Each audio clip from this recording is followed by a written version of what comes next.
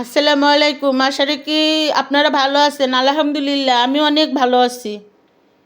বেশ কিছুদিন থেকে আমার শরীরটা অনেক খারাপ, হাতের ব্যথার জন্য অনেক অসুবিধার মধ্যে আছি। যাক, তারপরেও রান্নাবান্না করতে হয়, এটা হচ্ছে ইহকালের না ইবাদাত। এজন্যই রান্নাবান্না করতে হয়, যেহেতু স্বামী সন্তান রোজা থাকে, সবাই মিলে আমরা রোজা থাকি, এজন্য কষ্ট হলেও রান্না করতেছি। খুব সীমিত রান্না।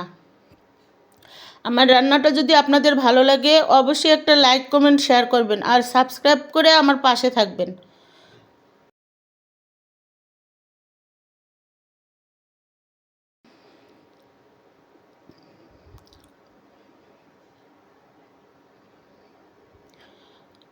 আর শুধু রান্না করব হচ্ছে এই মুরগির মাংস আর খিচুড়ি রান্না করব বুট দিয়ে। এই যে হচ্ছে এটা খিচুড়ি। খিচুড়ি রান্নাটা আমার হয়ে গেছে, এখন শুধু পরিবেশন করার অপেক্ষা।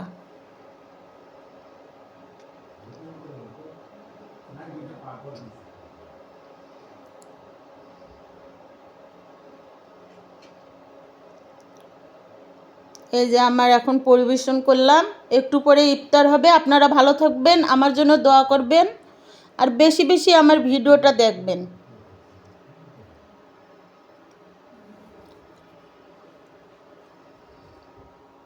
আল্লাহ হাফেজ।